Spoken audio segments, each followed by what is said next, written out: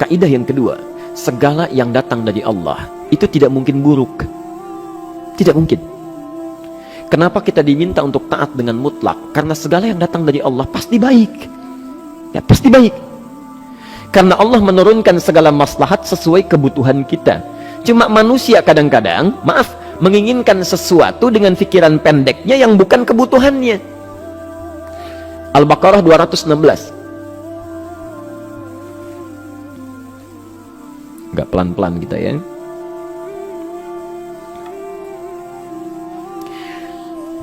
Bapak Ibu kalau diminta milih, pilih motor, pilih mobil. Pilih motor, pilih mobil. Kalau sebagai manusia biasa pilih motor, keterlaluan itu. Umumnya akan memilih mobil. Akan memilih mobil umumnya. Tapi kadang-kadang kita menginginkan sesuatu yang tinggi, menurut Allah itu bukan kebutuhan kamu. Kebutuhan kamu itu motor. Ya. Keperluan kamu motor. Kalau kamu punya mobil, sulit nantinya. Gangnya sempit, mesti bikin garasi, anggaran bertambah, dipikirin juga. Capek. Sudah, motor saja, terbebas dari banyak kemacetan.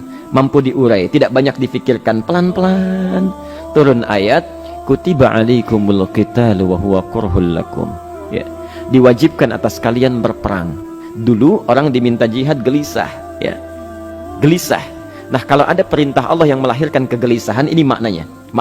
Ya, tidak harus dalam konteks jihad yang fisik, ya. Jihad, melawan hawa nafsu kita. Jihad melawan pikiran kita. Jihad melawan prasangka buruk kita. Kadang-kadang ada keinginan kita yang kita inginkan menurut Allah itu belum baik untuk kita. Nah, sifat manusia ketika diberikan oleh Allah keputusan yang terbaik, kadang-kadang ada sifat dalam hatinya gejolak, belum bisa menerima. Ya. Ada gejolak di hatinya. Dalam keadaan demikian kata Quran, kutiba alaikumul qital. Kalau Anda merasakan sesuatu sedang ada gejolak di jiwa, sulit menerima ketetapan Allah, maka perangi perasaan-perasaan buruk itu. Wa huwa kurhul lakum, walaupun itu sulit. Walaupun itu sulit. Jangan berprasangka buruk dulu pada Allah. Ayat yang indahnya, perhatikan kalimatnya. Asa an takrahu syai'an fahuwa khairul lakum.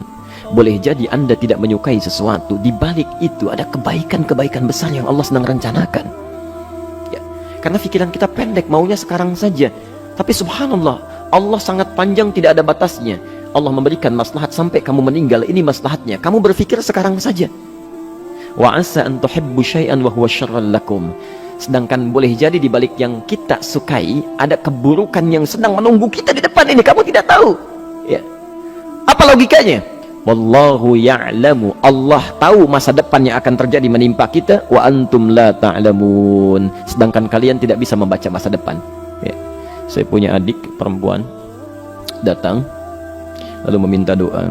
Kak, saya ingin tes katanya, ya, di salah satu bank. Kemudian sudah pada tahap akhir yang menurut hitung-hitungan manusia dan perkiraannya insya Allah lulus, karena tidak ada alasan apa-apa lagi untuk tidak meluluskan. Baik, bismillah, kita berdoa. Tapi doa kita seperti dibimbing oleh Quran, tidak minta dunia saja. Ya.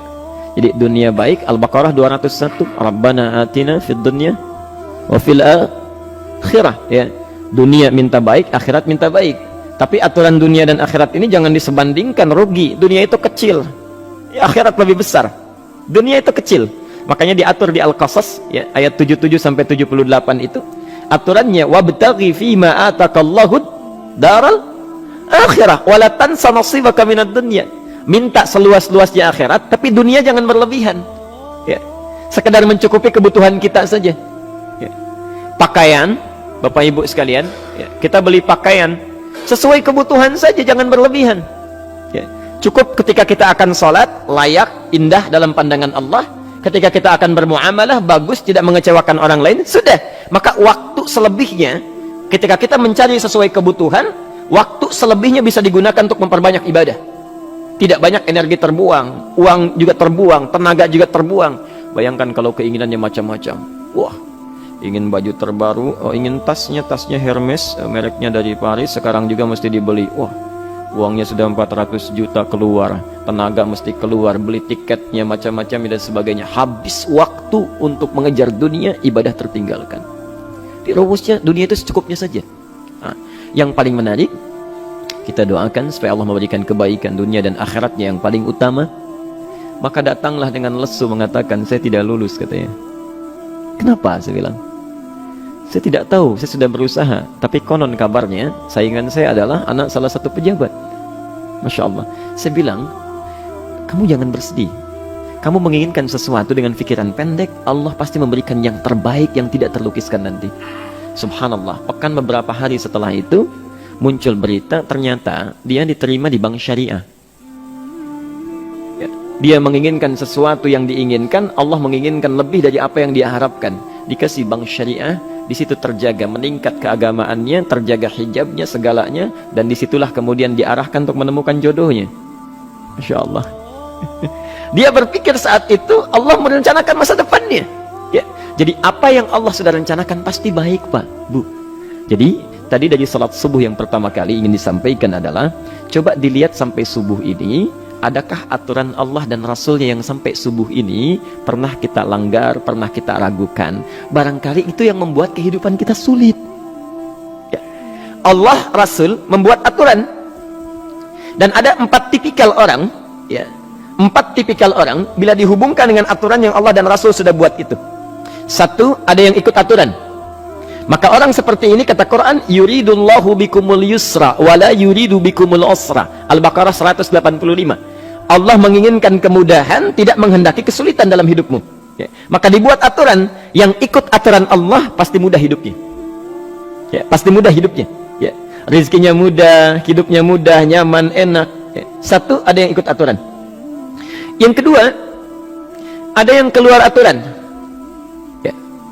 Ini pasti repot. Pasti repot. Di awal-awal seperti menyenangkan, ujung-ujungnya repot.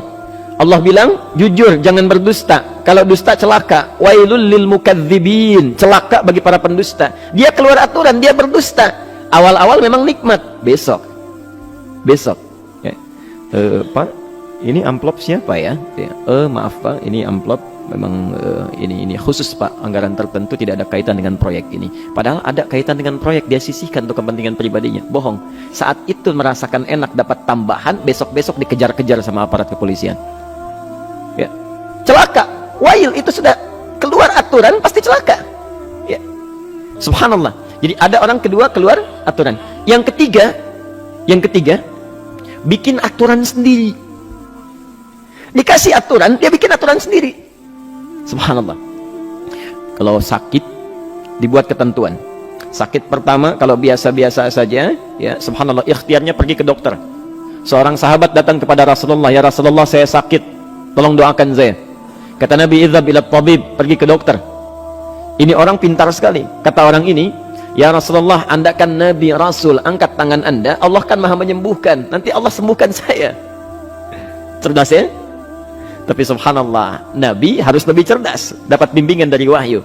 Pergilah ke dokter, karena kesembuhan yang telah Allah tetapkan dititipkan di tangan para dokter. Masya Allah, pergi ke dokter. Ya. Itu rumus pertama. Nanti kalau dokter sudah pada hand up, ya, angkat tangan, tidak mampu menyembuhkan, itu tandanya Allah ingin langsung menyembuhkan tanpa turut campur makhluk yang ada. Maka kaidahnya akan berubah nanti, ya, dari kaidah biasa kepada kaidah Al-Anbiya ayat 83 sampai 84. Itu aturan yang menyembuhkan langsung dari Allah Subhanahu wa taala. Tapi kalau Anda sakit, perginya ke dokter. Ya. Cuma ada manusia bikin aturan sendiri. Sakit, pergi ke dukun. Ya. Dukun nggak bisa, pergi ke paranormal. Dirinya pun sudah nggak normal. Makanya disebut paranormal, karena nggak normal. Ya. Tapi didatangi juga gitu, bikin aturan sendiri. Karena itu jadi lebih sulit hidupnya. Ya. Doa, minta pada Allah, kan sederhana. Ya. Doa nggak bayar, nggak ada macam-macam, masya Allah, gampang sebetulnya. Ada kekeringan, sekarang kan banyak kekeringan ya, banyak kekeringan.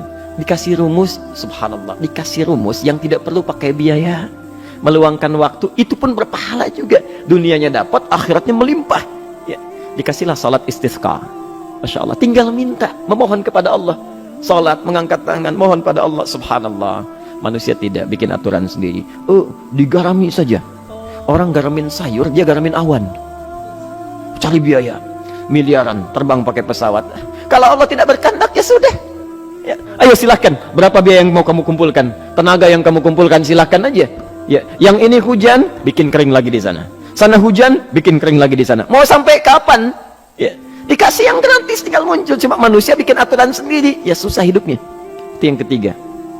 Yang keempat, ada orang nggak mau diatur. Allah bikin aturan, dia nggak mau diatur. Ya, masya Allah. Ini yang luar biasa. Inilah yang fasik. Fasik itu keluar dari aturan, menyimpang, tidak mau diatur dia. Ya, tidak mau diatur. Karena itu Bapak Ibu sekalian, dari ayat yang pertama ini, ya, mari kita evaluasi sampai dengan hari ini subuh.